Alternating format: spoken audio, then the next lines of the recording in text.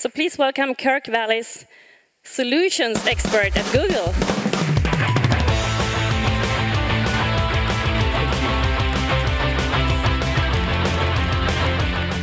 I just need a clicker.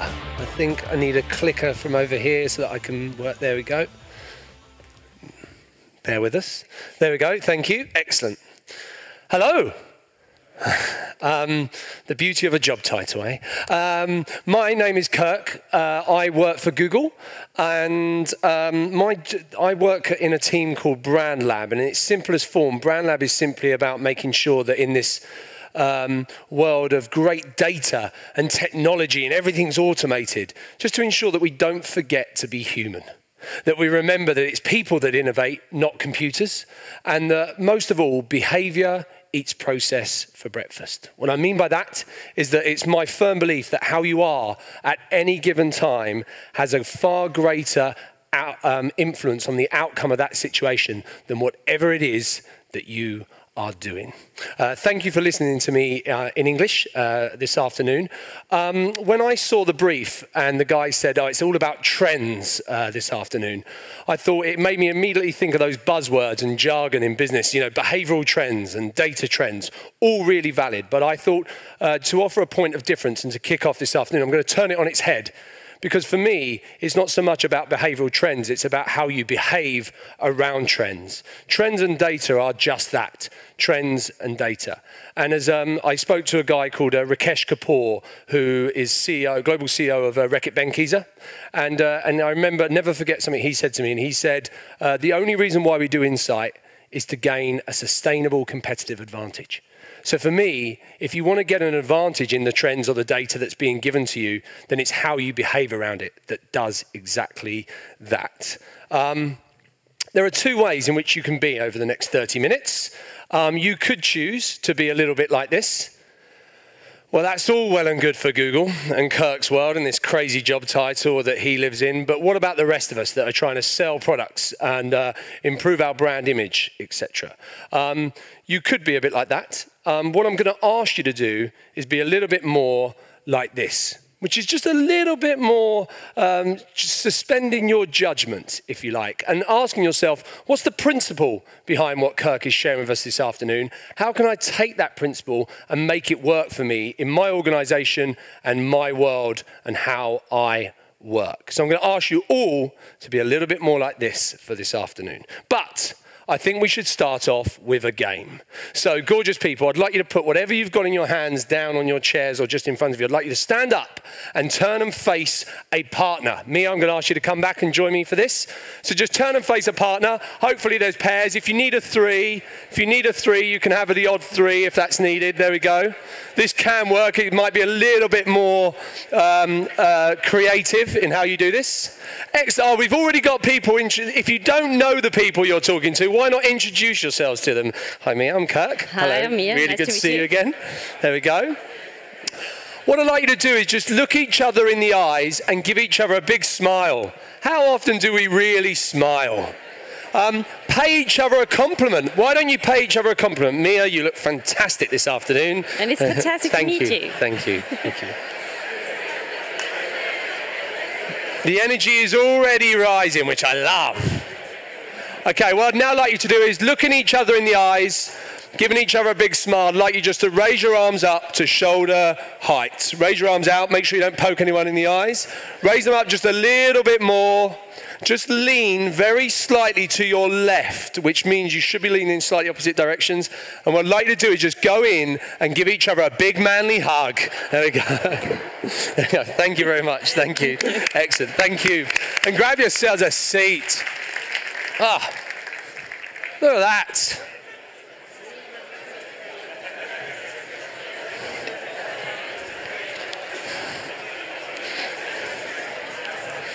Thank you for playing along. Thank you for playing along with that. We've changed the energy already. That's much better. Two reasons why I do that exercise. Some of you may have had the privilege of giving someone a big manly hug in my company before. But two reasons why I do that. The first is it's a bit of fun. and let's make this afternoon a little bit of fun. I can guarantee you the more you smile and enjoy what you're doing, particularly this afternoon, the more your brain will be able to actually process the amazing stimulus that's coming at you from all of the speakers this afternoon. We're being paid to be here, which is great. The second reason, and helps me to introduce first fundamental principle for me, and because when I asked you to do that, you will have all had a reaction to it.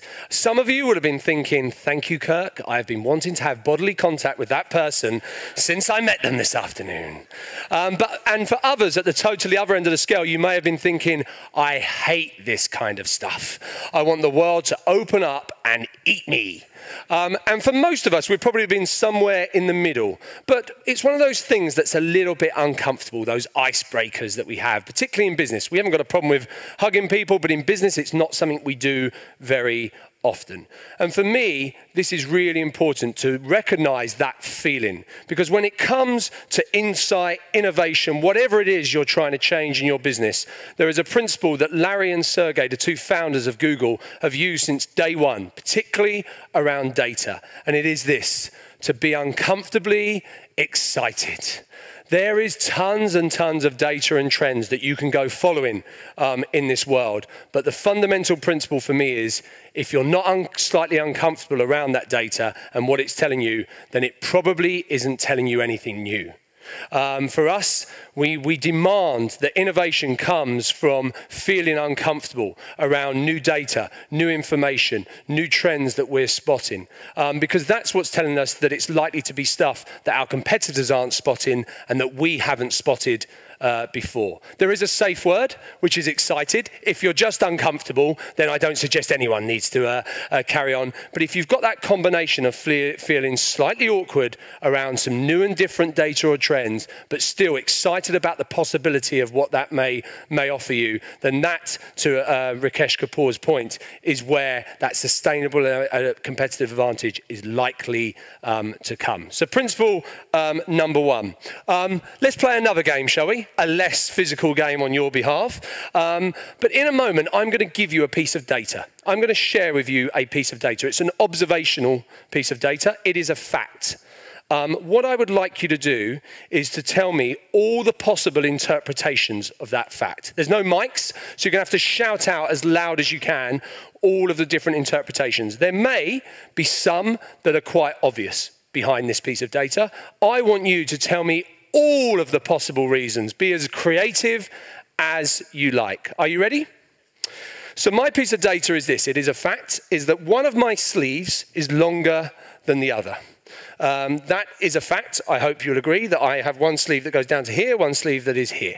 That is a piece of data. Now tell me why. Why might that be going on? What are all the possible interpretations, hypotheses? Go for it. Tattoo. I've got a tattoo, and I feel that it actually, if you saw it, I might lose credibility. Don't want to have that, so I roll my sleeve down on here. Yeah, what else? Excellent. An itch. I've got an itch. I've had a terrible rash. The flight from London was terrible, and I've got this rash, and I'm just, I've been itching it all day. What else? I've got more muscles on the right. That's my workout arm. That's the one I want you to see, everyone. Focus on this, not this little puny number. What else? Sorry? I'm warmer on the heat from these lights is dramatically stronger than these ones. I'm just a bit of information for the next speaker. That's what's going on there. Somebody said I'm lazy. Yeah, you notice that I got bored halfway. They don't care. What else? A fashion, trust me, next year you'll all be doing this. What else? Sorry? I've got a stain. So actually I poured my lunch down this arm during conversation, so I've rolled it up. One more.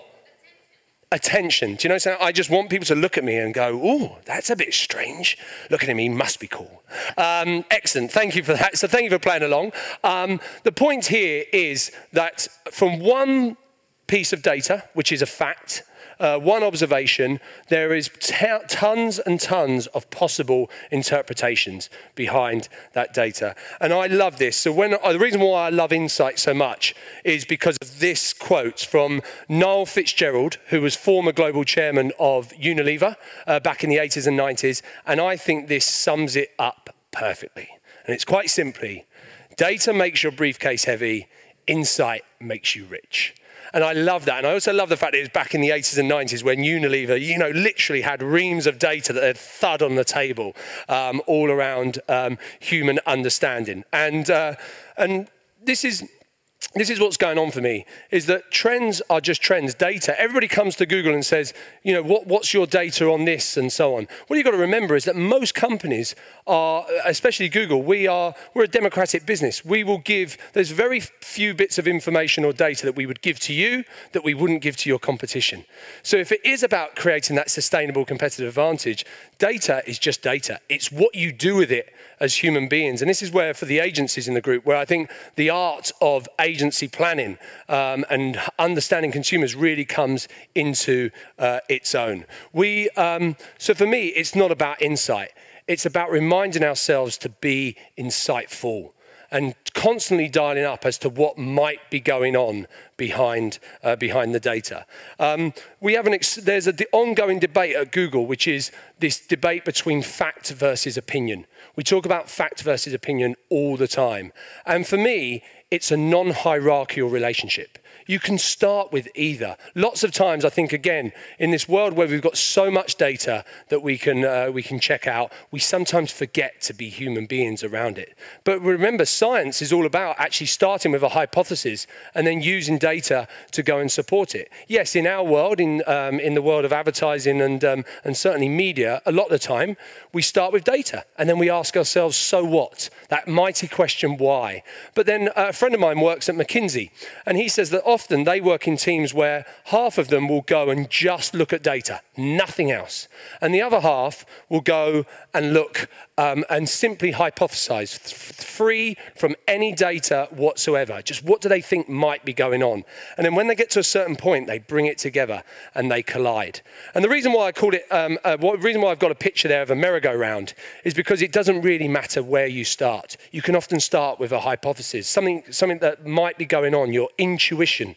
Or you might have a piece of data. The important thing is to keep flicking between the two. If you've got a hypothesis, go and find some data to help you to prove or disprove it, and then bounce back into another hunch or another hypothesis, and keep doing it. And unless you're TNS or Nielsen, none of us are actually paid. Certainly at Google, we're not paid for our insight. We're paid for what we do with our insight. And I think that's what when it comes back to. So when you've got something that's juicy, and you think it's going to lead you to a solution or an action that's going to give you that sustainable competitive advantage, then you jump off the merry-go-round and go and do something with it.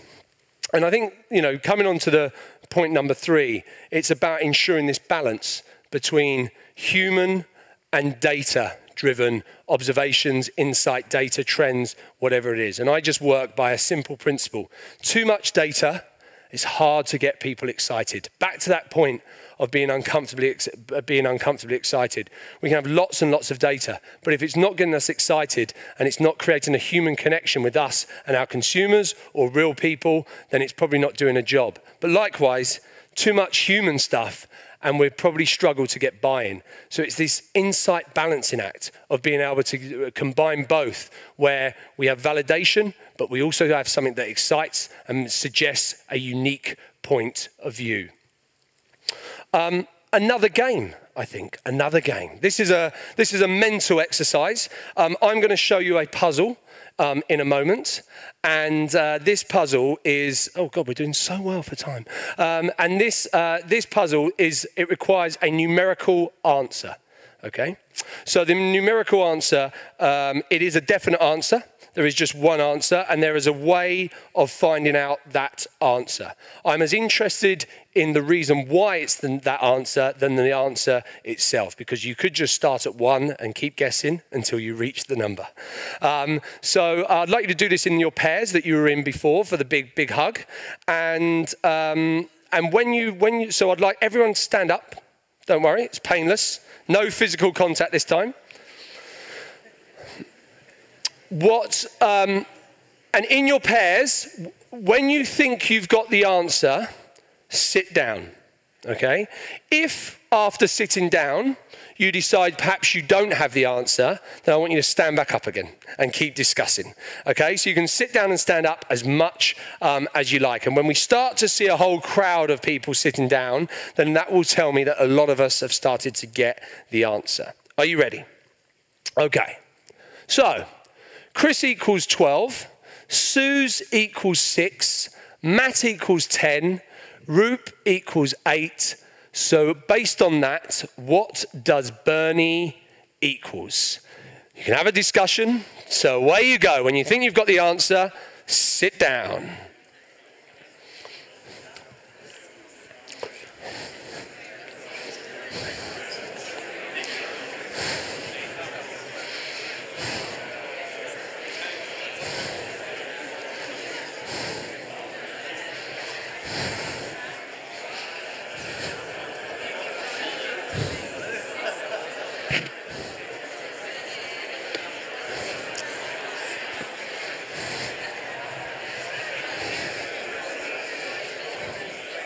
Oh, look at that. Good. Brave, firm point of view there.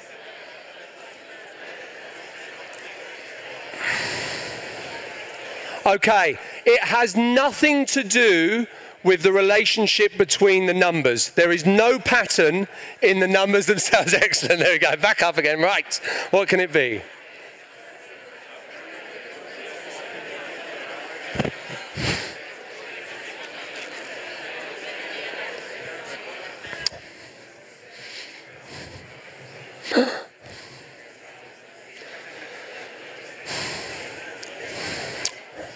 The lady I saw do this the quickest was Chinese. She'd never seen the Roman alphabet before.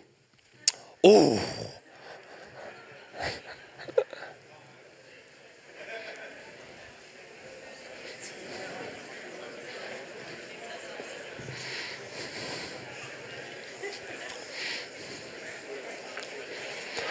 Or we got someone tentatively sitting down, or they've given up. One or the other. This lady, she didn't see letters. All she saw was shapes and lines. Shapes and lines is all she saw in those words. Oh, someone sat down, excellent, confidently sitting down there. Do you think you've got the answer there? What is the answer? 18. Why is it 18?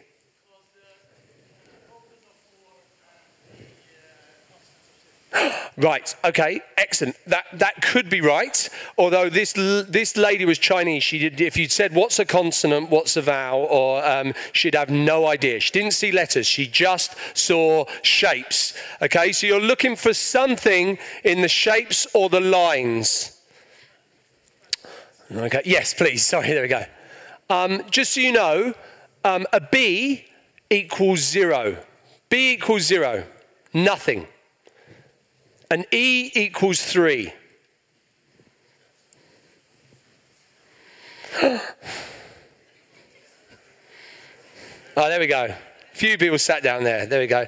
Do you want to have a guess? Do you want to have a shout out? Yeah. Go on then. What is the answer? There we go. So the answer is 12, and it's 12 because it's the ends of lines. So there is no open end to a B. The E has 3 ends of lines. The R has 2. The N has 2 because it's just one continuous line with 2 ends. The I has 2, and the E has 3. So it gives us 12. A round of applause. There we go. Round of applause. Well done. Grab yourselves a seat.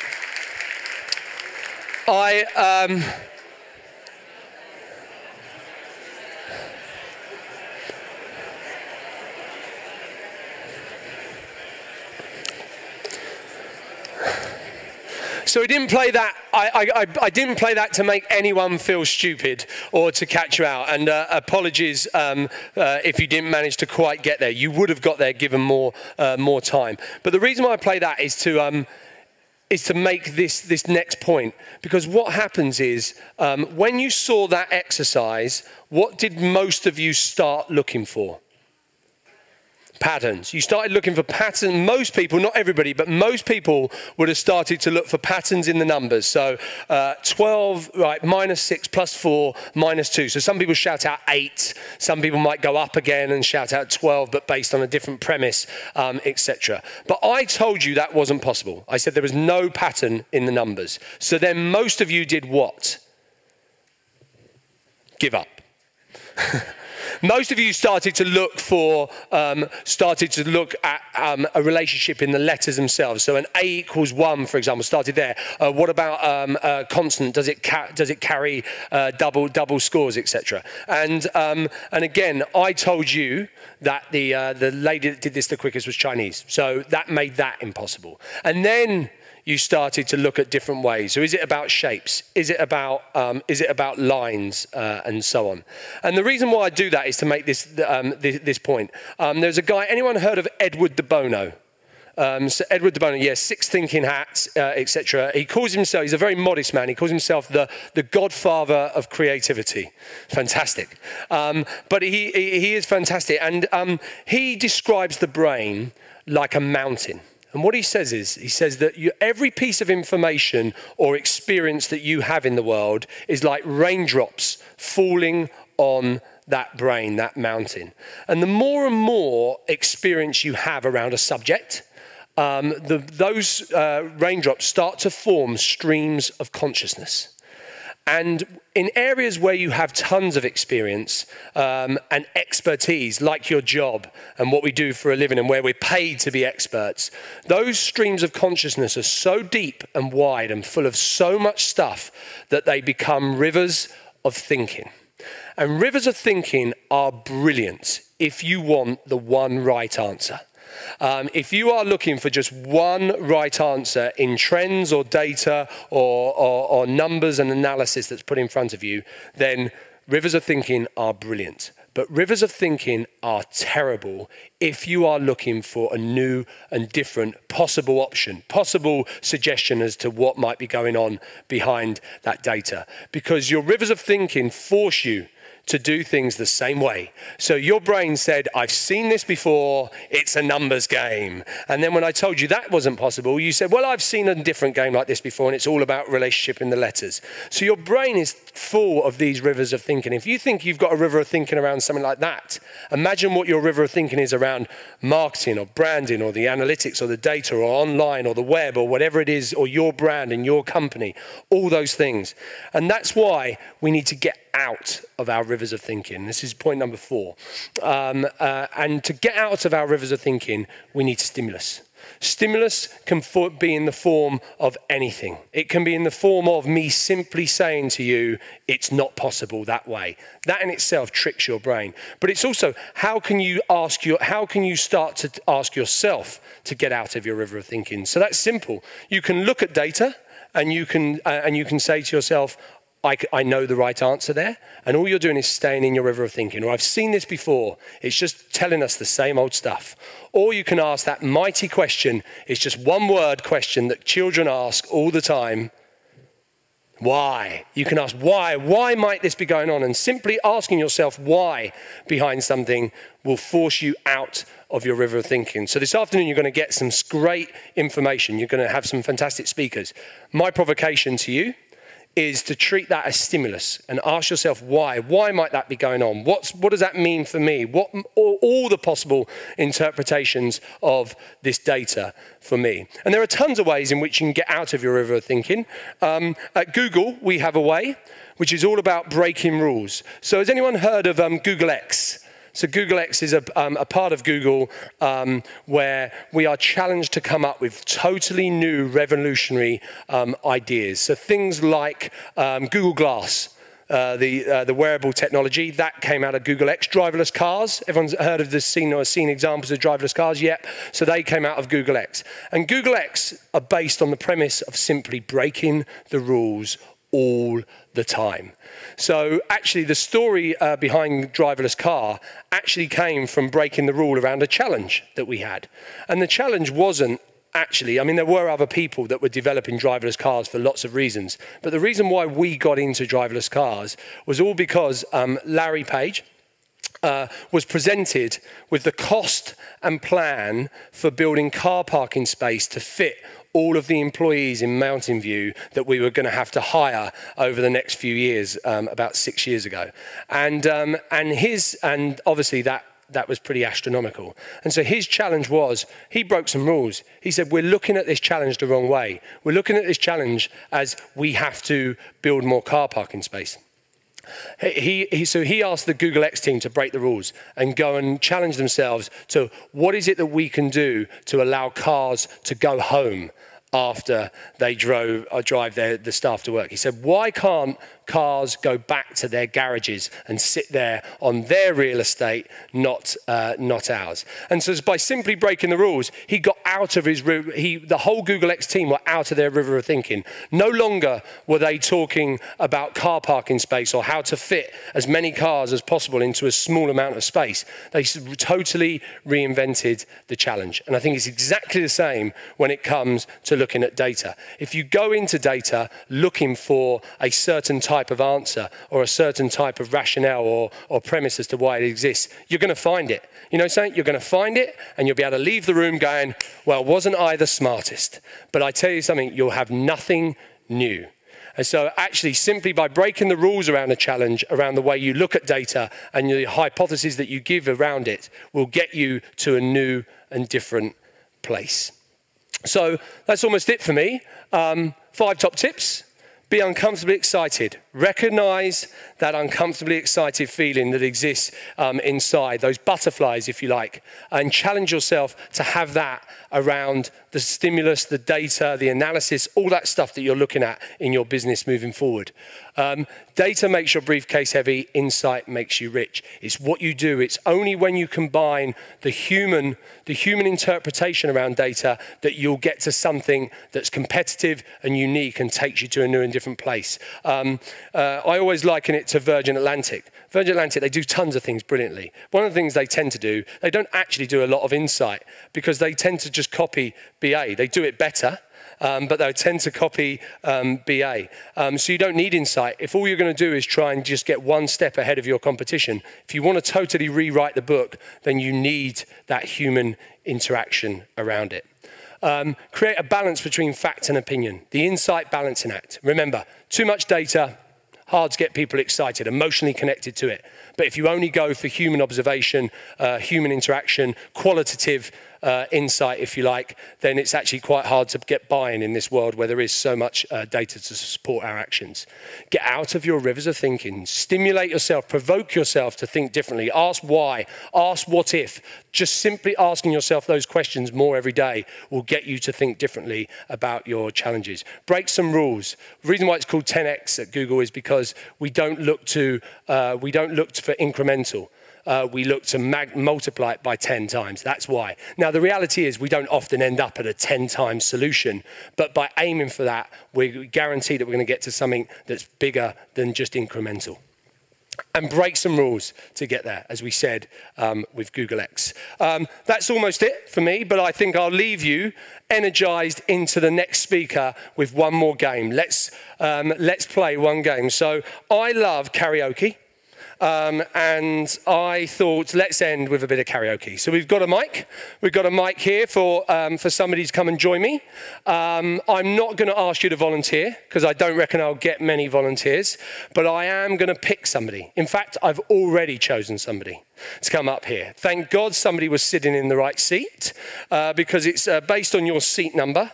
And in a moment, I am going to do something which will identify that person. If it is you, I want you to come running up here. The rest of the crowd will give you a massive round of applause as you'll come up on stage. We're going to sing Elton John and Kiki D. Don't Go Breaking My Heart. You might know it. I can do either part. I'm happy to be either. So whichever one you choose. And we're going to sing, we're just going to do 30 seconds of that as the rest of the audience give us a big round of applause. Is that okay? Good. Okay. Right. I want you to look under your chair. If there's a post-it note that says it's you, then it's you. Up you come. Have a look under your chair. Have a look under your chair. Thank God someone is sitting in that chair. There isn't a post-it note. There isn't a post-it note. I wouldn't do that to you. I wouldn't do that to you. But let me leave you with the same provocation that I started with, because when I said that, I can guarantee there was some uncomfortableness, right? So keep that there. So try and transfer that feeling there to up here. And when you hear some of the great speakers this afternoon, challenge yourself to go, how can I get uncomfortable around this? Because that is where your competitive advantage will come from. Thank you for your time this afternoon. Googlers are friends for life, not just for conferences. Please stay in touch. The team from Google are here today as well. So please get in touch with us. We'd love to bring some of these principles to life around your challenges and what you're working on more and more. But enjoy the rest of the day. Thank you for listening to me. Have a great day. Thank you. Thank you very much. Thank you. Thank you. Cheers.